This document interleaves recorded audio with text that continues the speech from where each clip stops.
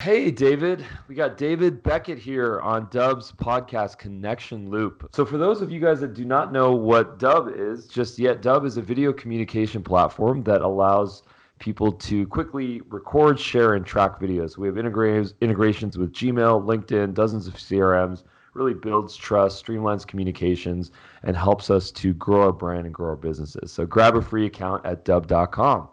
Now, that said, I want to get into it with David here because David has some really interesting experience and a very interesting background as a TEDx speaker, and then also as an author, and then also as a sort of an architect and coach of pitching, as I understand it.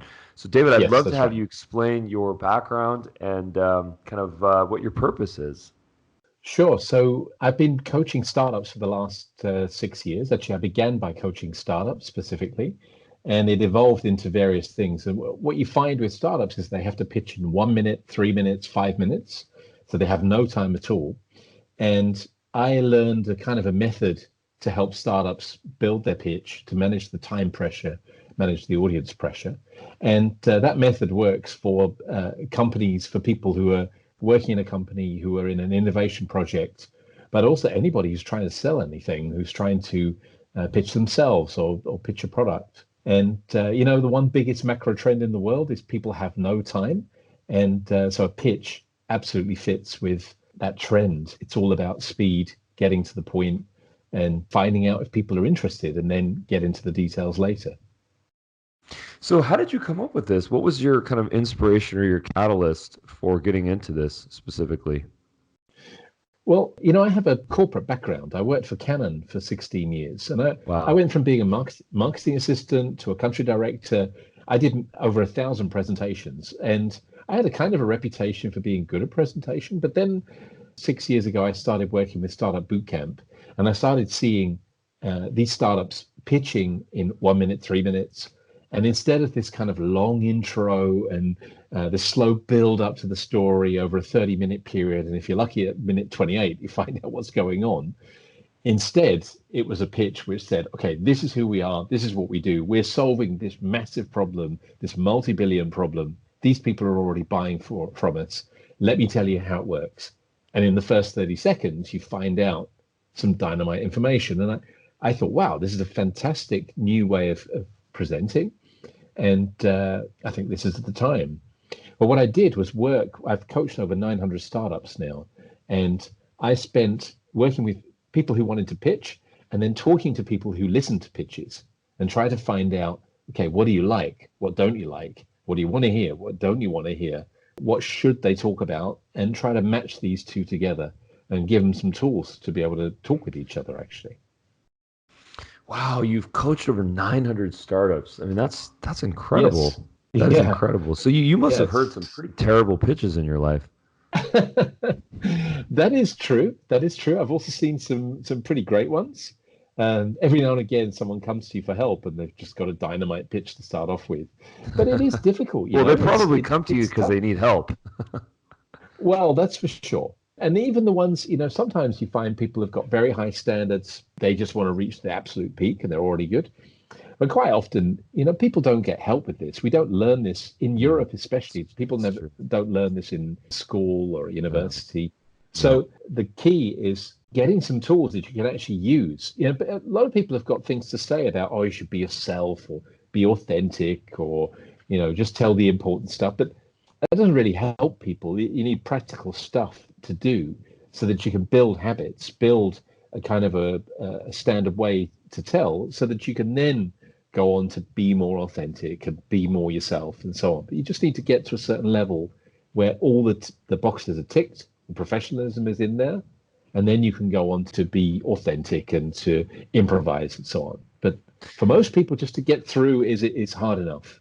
Yeah. Well, I mean, my biggest complaint with respect to pitching and kind of early startup and communication, getting early ideas out, early business ideas out, is that it typically goes to some sort of a sphere of a network, close network, a sphere of influence maybe a Facebook group, maybe friends and family. And being supportive is sort of presupposed in that environment. And I think what Right. happens a lot of the times is that we put something out there, whether it's a business or an idea or both, and then we get feedback from folks and people say, hey, this is great what you're doing. I really appreciate it. This is awesome. Keep going. Don't give Right. up. And you get a lot of that kind of cliched feedback. And even though I think it lifts us up and I think it gives us some positivity and affirmation, I think at the same Yeah. time, not real harsh feedback that the real world is going to give you. The people that pull out the credit Exactly. cards, the investors that pull out the checkbooks. And that's the Yes. feedback that really is, I think, the most valuable data. Can you speak to Yeah. that? Yeah, definitely. What I do in my workshops is I pair people up and I give them tasks. So, for example, there's the classic network event. You have to go to a network event. Someone says, what do you do? And in America, people are pretty good at answering that question. But in Europe, especially, people are just not ready to answer it.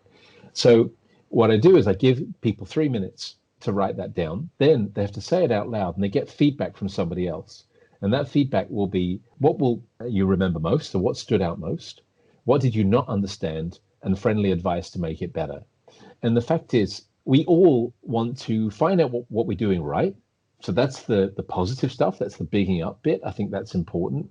But equally, most people want to know what to do better. There's very few people are saying, I've got this and I don't need any help. Just tell me I'm doing great. Most people really want to improve. And then I say friendly advice to make it better. Not that they have to be, say, oh, you're doing fine. It's really about the spirit of the feedback. And I agree that, an investor will not hold back. They will say, I'm sorry, this sucks. This is no good. Don't waste my time. And they won't. Well, I mean, give you- they've made TV shows about this where Yeah. the entrepreneurs are the laughing stock of entrepreneurs, and the judgment and the wrath and the scorn and the comedy that happens from a bad pitch or even a mediocre pitch just for pure content's sake. Well, I must say that those shows are entertainment, so it's always amplified, but there's definitely truth in it. And I've also pitched a few times for, I have a couple of startups myself. So I've been pitching a method of automating the pitch process. And one of the investors that I know very well said to me, look, David, you and I know the pitch is finished. So where's your product going? The pitch is basically dead. And, you get that thrown at you you finish your 3 minute pitch. Then a well-known investor throws that at you and you have to deal with that. You have to be ready for that. And I think it comes a lot with getting into your story, getting connected to why you started this, what you're actually trying to solve, not what you built, but what problem are you trying to solve, why you believe it matters, and understanding what the metrics are, why what you're achieving, what you're not achieving, and being ready to handle the criticism and the harsh questions.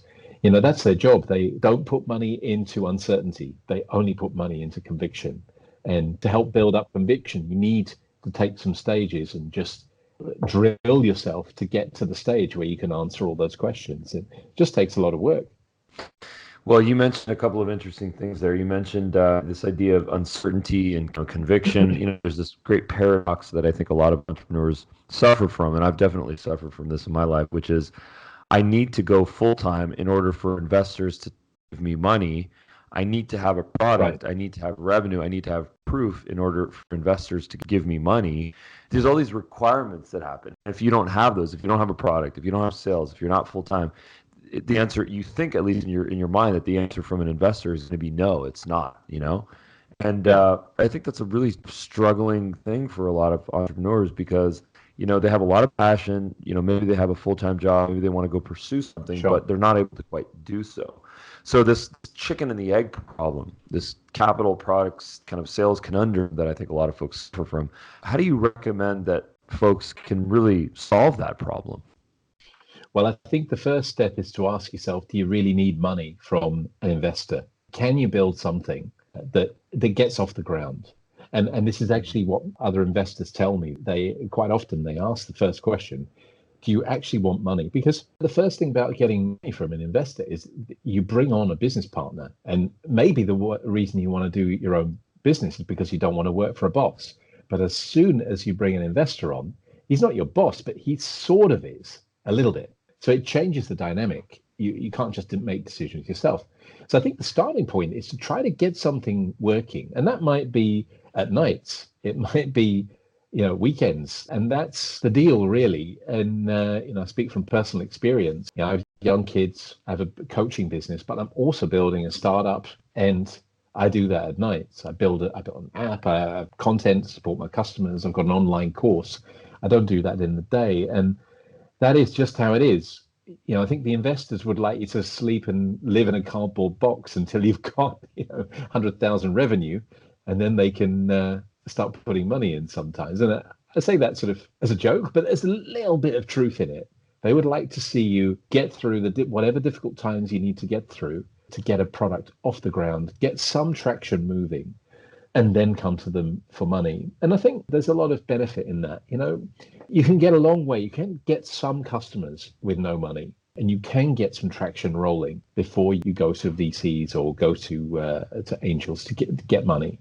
So my advice is normally, okay, try and build something, connect with some customers, get some people using this thing, whether it's free or for a tiny fee, and just get people using it, find out what they like, find out what they don't like, and then go pitch that rather than, hey, I've got an idea.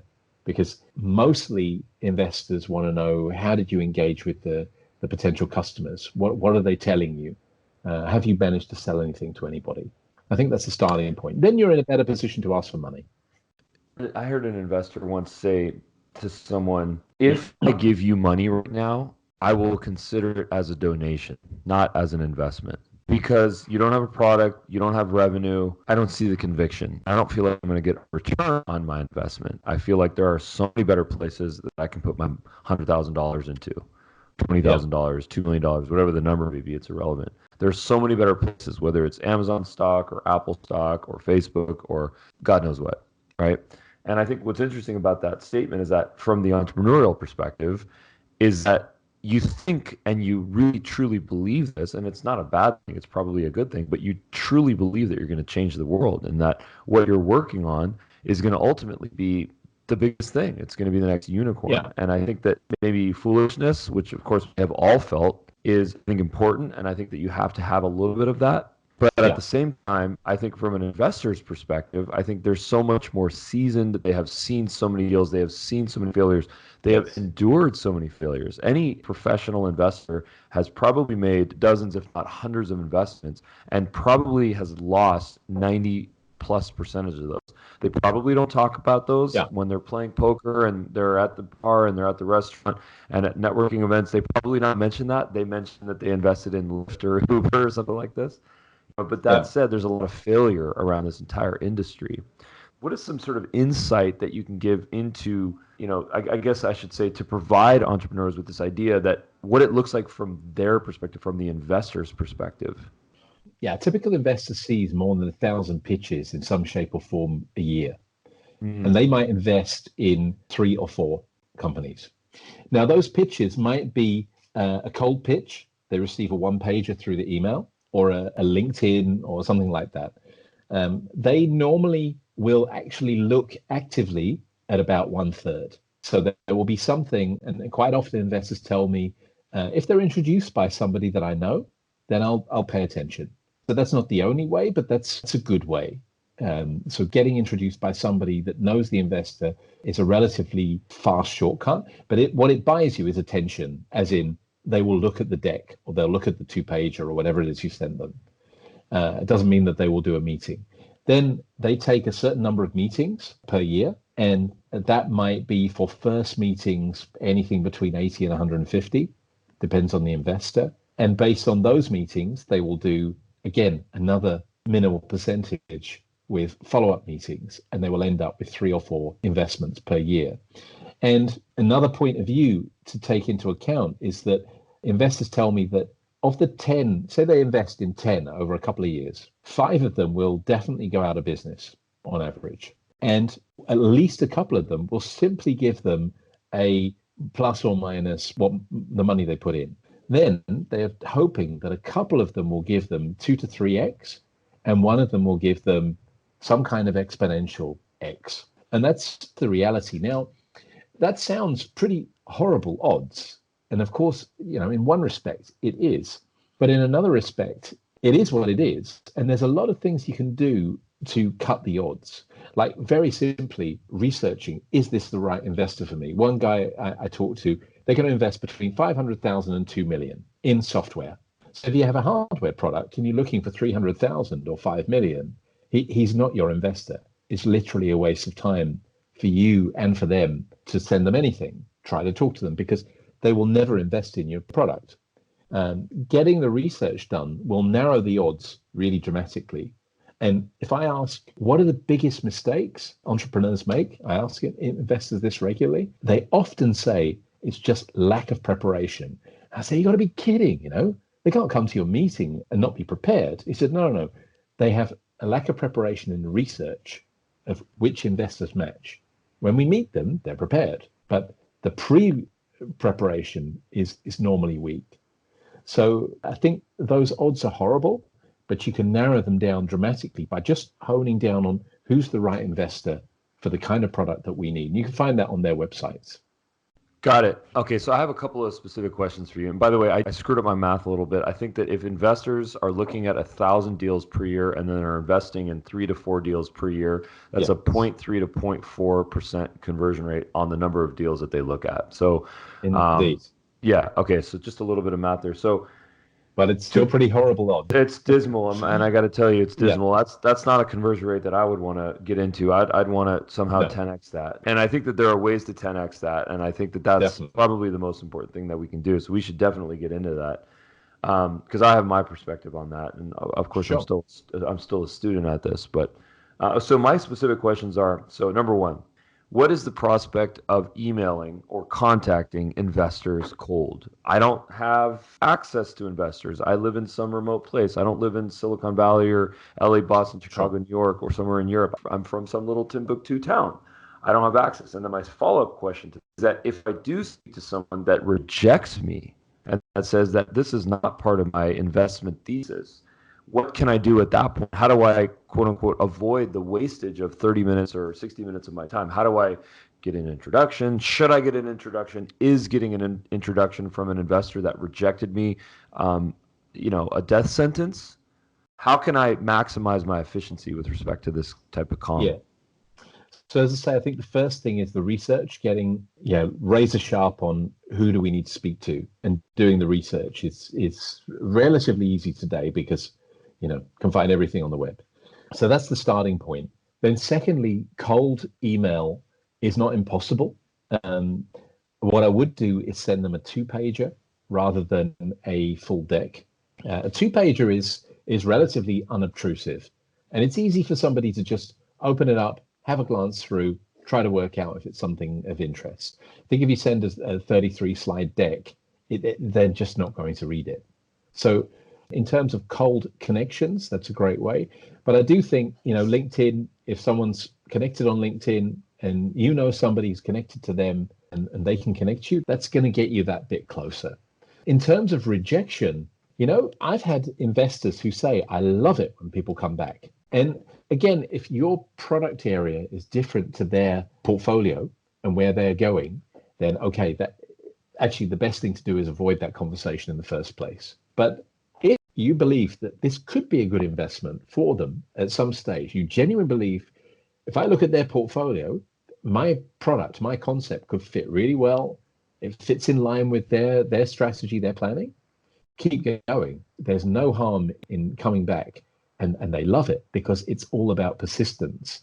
In the end, there's a lot of talk about being resilient and persistent, and that's all fine.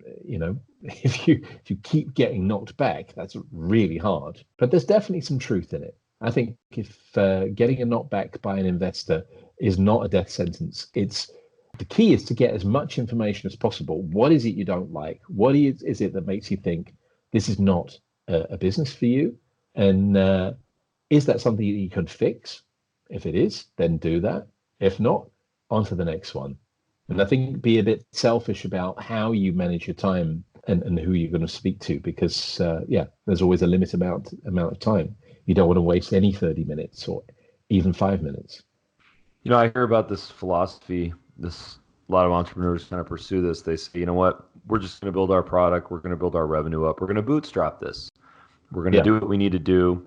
We're going to have 9 to 5 jobs, and then our 5 to 9 second jobs. And when I say 5 to 9, sometimes I don't mean 5 p.m. to 9 p.m. I mean 5 p.m. to 9 a.m., which means there's very little sleep or no sleep. Yeah. So, what is your take on this idea of saying we're not going to raise, and that's not our function. That's not what we're going to do. And we're going to try to bootstrap this, what we're doing. Now, obviously, every business is different. And, when you think of commercial, professional investment, most of the time, not all the time, you think of either technology, software, hardware, something proprietary, there's IP. If this is a small business, might not be appropriate for investors. At that point, you might have to go to the bank, you might have to get a loan, you might have to get take money from your own savings. So I think there's a lot of different kind of stipulations or disclaimers on this type of a question or convo.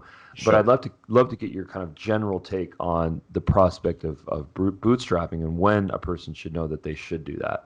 There's an old adage: never use your own money, always use other people's money. That's what are the 2 rules of business? Yeah, it's never use your own money and never take no for an answer. I think someone told me that. Yes. Well, that's both great advice. I think it's all about what your goals are. And if your goals are take on the world, then money will come in and there will be a need to raise money at some stage, because in the end, to scale stuff, it just takes time and money, and time means people. So I think it's just really difficult to take on the world. I think it's possible to build a 1 million, a 5 million, even a 10 million business with bootstrapping, maybe even more. There are examples, but they're very rare. I do think to create a living with a decent product, which is a software type product, is definitely possible. I know people who are doing that. But if the goal is not just get yourself a job that you sort of manage, but more take on the world, create something amazing, create something really big, probably at some stage the money will be needed. I do think there's a lot to be said for the learning that comes from bootstrapping and getting used to living with next to nothing, just not wasting money. And one of the dangers of raising money early is that you don't get into those habits. And that means you become very inefficient with money because there's no pressure to be efficient. So I think the starting point is, what are your goals? What do you want to achieve? If it's really take on the world, the money will be needed at some stage, but maybe you can get somewhere. And again, I think investors like it if you've got somewhere through bootstrapping. If you can generate revenue, even small revenue, through your own efforts, this is a big plus in the eyes of the investor. That proves that you've got what it takes. And I think the people who are going very early without really any customer traction or any even customer engagement and asking for money, that's a big ask. It's increasingly rare to get money. It's not impossible, but it's, those horrible odds that we said, they get much worse if you've got no traction, no customer engagement. You've done very little to actually build something. You're asking money to actually build something. So I think bootstrapping has a lot to be said for it, but up to a point. That's good advice.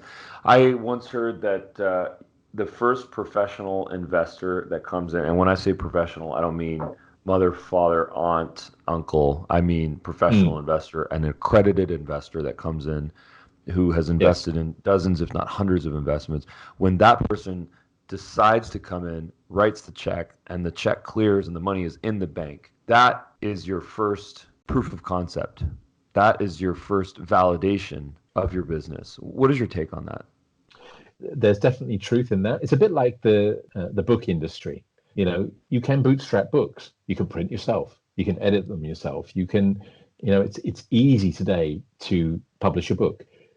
But there is something of the validation that comes from having a book published with a publisher. And I think you can apply the same logic to getting money from an investor. Investors are very careful with what they put money into. Publishers are very careful with what they put money into too.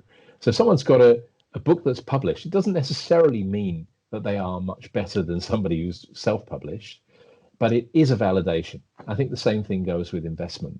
Just because you've got investment doesn't mean it's a certain, it's going to be a certain big thing.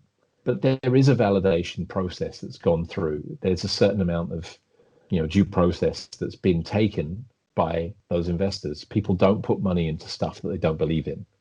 So, and quite often I meet startups that have raised in the past, and they're giving their pitch. And at the very end, I mean, I can remember very specifically a team mentioned of a 5-minute pitch. In the last minute, they said, "We've already raised 600,000 euros." And I thought, well, they've raised 600,000 bucks. And honestly, I thought this was a terrible idea. I thought the product was a really bad idea. But you can feel your brain changing when you hear someone say, "We raised a load of money for this." It does make you think, well, hang on, maybe I didn't get it. Maybe I misunderstood this product and I need to think again. So I think there's definitely validation of getting money into the business. It does help. It can also help confidence. The only issue, the caveat is, just don't forget it's always another business partner, and they have an opinion, and that opinion might need to be taken into account at a time when you don't want to, actually. But definitely money in is a validation. Yeah. You know, at Dub, we have sort of a unique founding story some time ago. And the way that we raised money was through sales. So we actually had access to a couple of opportunities where, you know, we had early adopter revenue come in, and it was a chunk of change in a very short amount of time. And it was tremendous because it was proof of concept, and it was validation, and it was showing strong customer demand. And then, of course, that capital went back into the business to be able to invest into the technology and into the marketing. And of course, we do a lot of content development. And that experience that I did, it really has changed the DNA of the company, because I think in a couple of ways. Number one is that by really focusing on the validation and the paying of money to get access to the tech that we're building, it forces us to sharpen our pencil. It forces us to make sure that what we're building is truly what people will not want, but will pay for. I think that's a really important distinction. And then I think the other thing is customer feedback, because our whole platform is based on customer feedback. People have been providing us, we have received, I think, over 7,000 messages now since we started, and across all of our channels. And those messages, and comments, and all information that we've received has helped evolve the platform. So, you know, had we started out with a seed round of $1 million or $3 million, you know, we would have done, I think, what most startups do, which is to build a bunch of tech, throw the quote-unquote proverbial spaghetti at the wall, see what sticks, and then spend a lot of money in advertising. And guess who wins that game? It's the developers, and it's Google, and it's Facebook, and so on and so forth. So I have my take on it, and I appreciate what you're saying. Yeah, I think, again, there's like 3 things that show that you're not a dreamer. You're somebody that's actually executing. And that is getting people to pay for the product is a number one. The others are investment in and a working product, of course. But I think, you know, in the end, people can have an opinion, is it good or not good? But if people are buying it, and they're buying it in significant numbers, people have to change their opinion. It almost becomes irrelevant. It stops being a valid opinion, because customers who are actually the target audience are interested. And that's always a bit tricky with investors, I must say, because sometimes an investor just doesn't like it. There's nothing you can do. They're human beings as well. But when you've got sales, and if you can generate revenue, and you can fund yourself for at least some period with actual sales, that's the best situation, actually. And then you build a base to go to an investor and say, hey, we built this through funding, through revenue. We know people love this. Now we want to get bigger. Let's do it together. I think that's a great pitch. I agree. So speaking of pitches, so take us through the process. I mean, what is the perfect pitch deck and the perfect pitch? I mean, there's a lot of blogs. There's a lot of information on this. One of my, I think, probably my top 3 favorite ones. Number one is the Airbnb pitch deck, which is, it's become open source. People can find it. If you just Google that, you will find it. The other one that I really love is called, it's called like Edible, or I think it's like something about air. It was kind of a parody at a VC conference where this gal goes up and she just talks about how she's going to sell flavored air from all over the world, and it's absolutely hilarious. I'll have to send it to you. It was a total parody, but you learned so much from it. Well, I think the error that a lot of people make in business in general, and startups included, is going straight into the software and starting to write slides. And my advice is always leave the software aside. Doesn't mean that you're not going to make slides, but that's a later part of the process. The starting point is to think, well, who am I pitching to? What am I trying to achieve? And what do I want these people to do as a result of this pitch? And that's always slightly different depending on who you're pitching to, where you're pitching. Then the third thing is once you've got the audience and objective crystal clear, then instead of starting to write slides, get some post-it notes out and start brainstorming and get your thoughts out of your head. See, we think we should take our thoughts and jam them into the software, and it doesn't work actually. So whether you use PowerPoint, Keynote, Prezi, or whatever tools are out there, and there's a whole proliferation of replacements for PowerPoint. You know, there's a company called Pitch.com that's been heavily funded recently in Germany, 50 million investment, and all of these PowerPoint alternatives I feel are fundamentally flawed, because the starting point is not, do I make slides good or not? It's, well, what's my story? Audience, objective, and get the thoughts out. And I've created a thing called the pitch canvas, which is a set of 11 blocks of content that people can brainstorm on. So a simple statement of the change that you're bringing, the problem, the solution, the demo, what's unique, traction, business model, team, investment, why you, a full, good, clear call to action at the end. So these are things that people can brainstorm on. And once they get all their thoughts out, then they can start to organize their thoughts into a storyline. Once they organize them into a storyline, then you can see the beginning, the middle, and end. And if you do it with post-it notes, it's really great. It's analog. It's just think, write, done. And then you can just move stuff around. Once you have a storyline in post-its, then you can start to build your storyline in slides. And then the great thing is you'll save a load of time, because all you think about is, what will the slides look like to support this story? Not what should I say, and is this type going to be 32 point or 36? And these two kind of decision processes happening at the same time, they cause a lot of time. To separate out what's the story, Pitch Canvas is a great tool to do that, and then make the slides. Then once you've done that, you then need to think about, well, what do I actually do when I pitch? Do I think or do I talk? And most people think their pitch through, but you can't think yourself into a great pitch. You have to talk yourself into a great pitch. So saying things out loud and getting feedback is really important.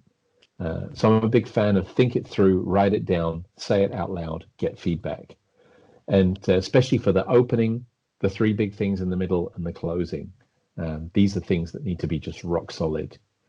So in short, it goes audience, objective, then brainstorm with post-it notes, then get a really good opening, just focus on the key elements, don't over-explain, and have a clear closing with a call to action, and make sure that you're verbalizing the whole thing, saying things out loud.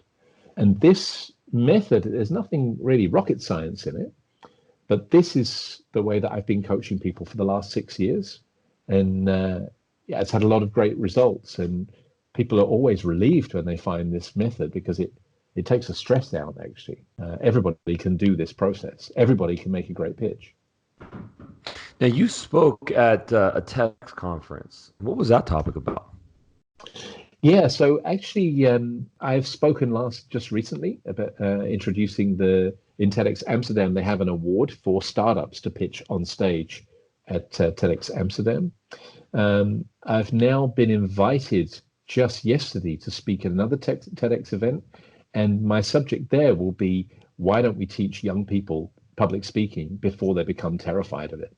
Because I believe that this is one of people's biggest fears, is public speaking, and people have to do it all the time. Now, if people find, say, math difficult, we teach them how to do that at school, but public speaking, we don't teach them. Now, in America, I think you get some help and you get some guidance. In Europe, you get almost nothing. I've asked people from all over the world, when was the first time you got public speaking training? And most people said either in their first or their second job, or never. And that's a pretty amazing statistic. So I think it should be something that needs to be taught. And I've been trying that out. I've tried training 10-year-olds, 13-year-olds, 17-year-olds. And the 10-year-olds was tricky, but 13-year-olds, they can learn real quick. With just a few hours of help, they can put together a great pitch. So that's my next talk at TEDx will be, why don't we teach young people to do this before they're terrified of it? Because they'll need to do this again and again. And I have a 7-year-old daughter, 4-year-old son. My 7-year-old daughter tomorrow is standing in front of the class, kind of a show and tell thing. It's the first time she's doing that, because we just moved house at this school. and we followed my method, and she's ready to go. So yeah, can really help people with their career if they get this help early on. Well, I think it's a lost art, really. I mean, in the time Yeah, of the great kind of thinkers of the Western world, the Socrates, Plato's, Aristotle, oration, yeah, oratory, this idea of rhetoric, was prevalent, and that was a big part of the learning process. And I feel like yeah, over the course of absolutely. history, I think that's been mitigated because then, of course, books came about, and we started digging our heads in books, which is amazing because we have access to all the information in the world. And then, of course, in the internet, that took it to the next level. But I feel like overall, I feel like it is kind of a lost art, and it's definitely not something that's taught Yeah, in school. Someone has to have some sort of an affinity, or they have to get lucky, and then they need to find themselves in that situation, and then they'll receive the affirmation, and then a light on, and someone will say, "Hey, you have this talent. You should be in the key club. You should be in the debate club. You should be yeah, in class politics." And then all of a sudden, they become a quote unquote speaker, which is the one out of 300 people. But I think to your point, I think it's critical that we all do it because guess what? In the business world, there's a couple of things that we all need to have, and that is the ability to understand data, the ability to communicate our ideas, to be good speakers, and the yeah, ability to harness creativity and to solve problems. These are kind of some yeah, key elements that I always connect to. So I think that's a yeah. great That's cause. great. Yeah, absolutely. It's really something I believe in, and I think education has got a long way to catch up. And there's organizations that I love here in Amsterdam, an organization called the Growth Tribe, that's really focused on helping people with data science, artificial intelligence, understanding how data will be driving the future. And their basic principle is education needs to come and catch up. But I think the public speaking part is, it will only become more important because we're going to automate all this stuff. And then when we actually sit down together, that's going to be the precious time. Then we really need to make the absolute best of it. And if you look at how TEDx and so on has affected the way that people see public speaking, that Mm. short communication of an idea that is so critical, and it will only get more critical in the future. Well, I think there's this two-part paradox that I think happens in public speaking. And I think the Mm. first is that going back to data, when we go and do public speaking for the first time, whether we're 6, 7, 13, 23, or Mm. 83, it doesn't matter. When we start to do it, because it takes a little bit of practice and because there's a technique that we have to follow, that the data, quote unquote, that we receive from people might be, well, okay, that's interesting, but you're not a pro. And Mm. you got work to do. And you feel that because people are yawning or they're bored or they're on their devices or they're Yeah, even walking out of the door because they have something better to do. And I think that sure. unfortunately what happens because humans just we're always looking for affirmation. We're always looking for that kind of validation. We take that as really kind of meaningful data that makes us move away from wanting to do that. I don't want to do public speaking because of Yeah, how I felt in that room. I don't want to do public exactly. speaking because people didn't like my content. But I think what a lot of Yeah, folks don't realize, and this is something that I'm definitely learning, is that you have to put in the time and that when you yeah, actually put in the time, you create your technique, you find your voice, and then the data starts to get better and better and better. So it's almost the paradox here is that you almost have to ignore the data until you can actually get comfortable and then start listening to the data when you finally find yourself. yeah. I coach that there's about 0.01% of people that can just stand up and go ta-da, and it's great. For the rest of us, it's just work. It's just a load Yeah. of work. And what I see that's my role is to try to shortcut the work to some extent. Yeah. And there's no ultimate shortcut. There's no quick way to make a great pitch. But I think there's some things people can do, as I say, especially verbalizing stuff. What people a lot at the time do is that they think it through and they put all their thoughts into slides and they find out in real time, i.e., in front of the audience, that it's not working. And my goal is to get people to find that out in advance so that they say stuff out loud and then they think, hang on, that doesn't make any sense at all. Why would I say that? Why would I say we're going to execute this high level strategic plan? Nobody says that. We're going to make it happen. That's what we're going to, okay, I'll say that, So just getting people to verbalize stuff can shortcut the number of times you need to fail for the message to get through. And but I agree, in the end, you can learn techniques and so-called tricks and so on. I think people need a bit of experience and just to go through the process. I've seen pretty amazing stuff with quite inexperienced people with just the right amount of guidance. People have managed to put together a basically professional pitch. You get to a higher level by doing it more and more and trying out different ways of doing it. But just getting organized, finishing on time, for example, having a good opening, not starting with, hey, I'm really happy to be here and what a lovely location, blah, blah, blah. Getting people into the first sentence, make the first word count, having a clear finish, not a shrug of the shoulders and, well, I guess I'm done.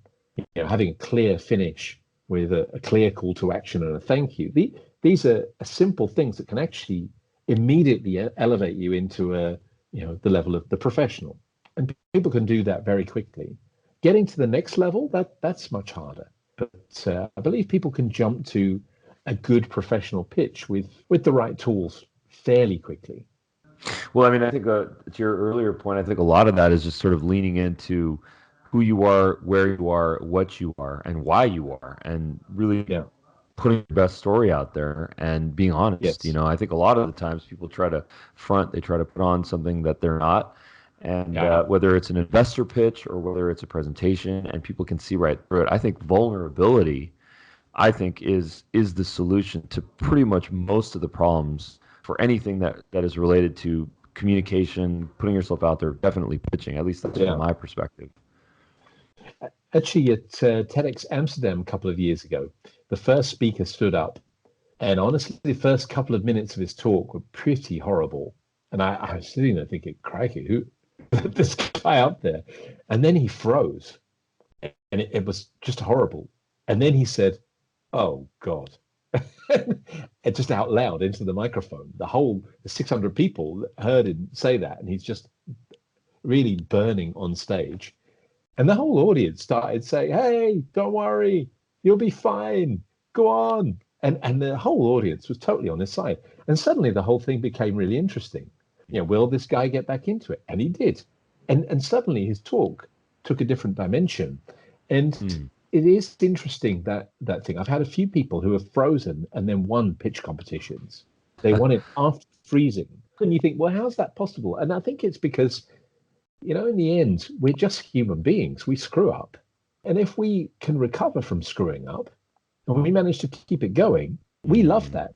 We love somebody who recovers. I think it's something to do with the, I'm a sucker for all those Rocky stories, and we love the person who comes back. So it doesn't all have to be perfect. There's actually proof that an imperfect pitch is more effective than a perfect pitch. And why is that?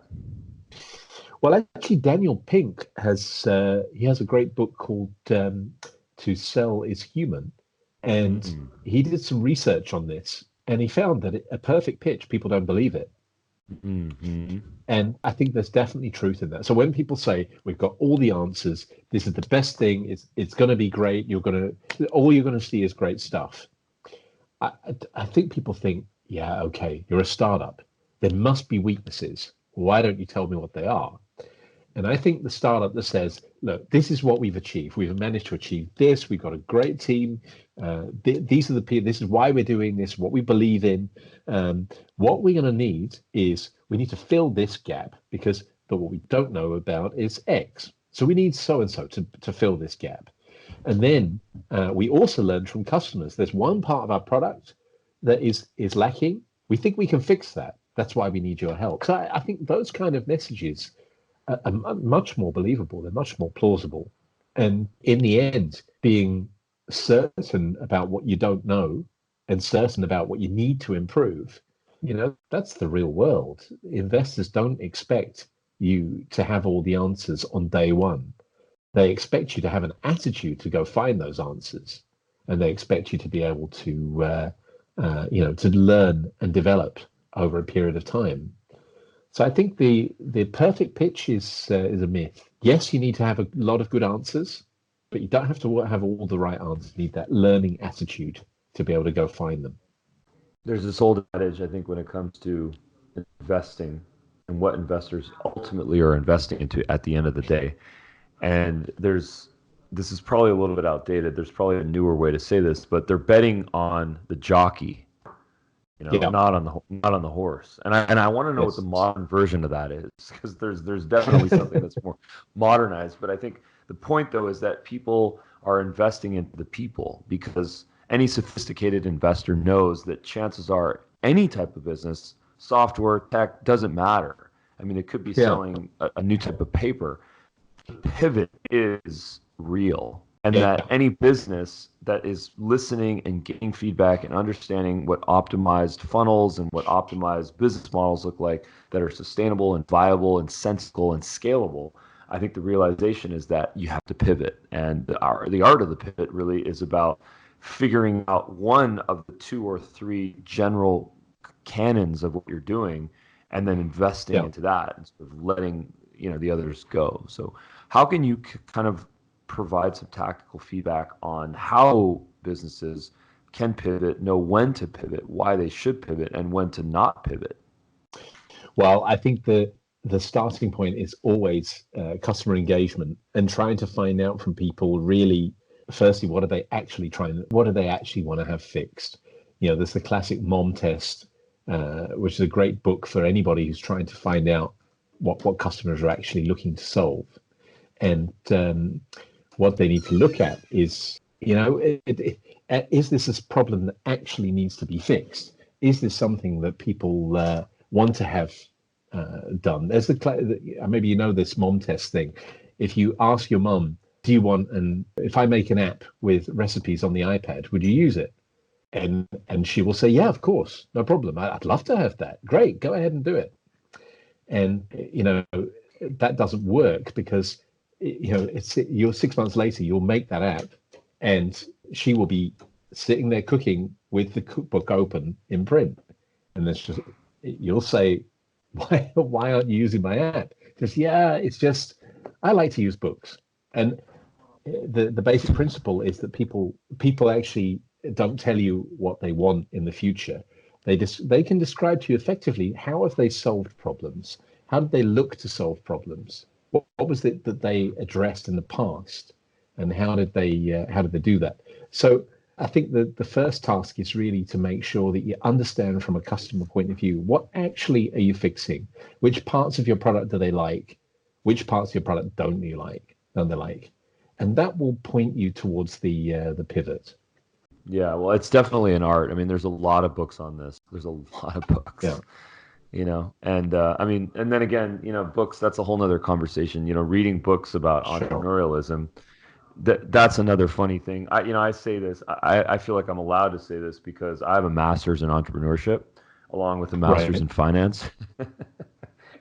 And for those of you out there that are considering getting a master's in entrepreneurship or even a master's in business, strongly consider what your ultimate goal is, because the best thing for business is to do businesses. I mean, that's the whole idea, right? Yeah.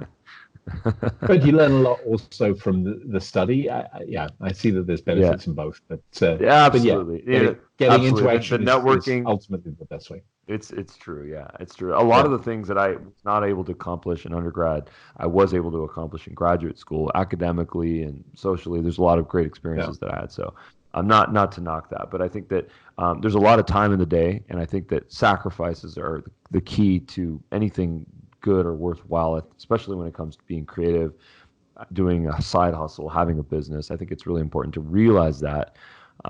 Friday nights, Saturday nights, weekday nights. I mean, switch up your schedule. There's a lot of content out there that you don't need to consume. There's a lot of TV shows. There's a lot of things that waste our time. And I'm always about, getting the maximum amount of value with the minimal amount of input. And I think that there's a lot that can be done, if there's focus, of course. Indeed. So you have a business that helps businesses, and I'd love to kind of share the contact information, how people can get in touch with you, if there's any value that you have. I understand that you've also written a book. You have some original content. So please guide us on where we can find you. Sure. So the best place to find out more is at my website, which is best3minutes.com. That's the word best, the number 3, and then minutes.com.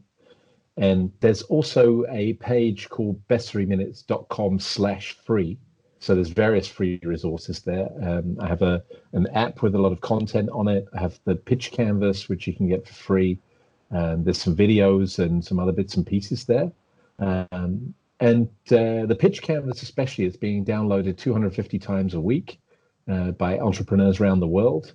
And that's a good starting place. But if you just go to my website, best3minutes.com, you'll find the pitch canvas. I've written a book called Pitch to Win. And that's really packaging my first 6 years of doing this job and packaging all the tools, the exercises, the things that people can actually do to improve their pitch. And that's on getting the story straight, designing great slides, and delivering it well. So those are good places to get started. And there's, I love to share what I've learned. I like to give some stuff for free. If that's enough for people, then great. Then go ahead and do that. If people need more, then they can find more on my website. Amazing. Well, listen, I really appreciate your time. And, thank you. I enjoyed it. Great and I learned a lot. Good to hear. Thank you so much, David. All right. Take care. Ciao. Nice to talk to you.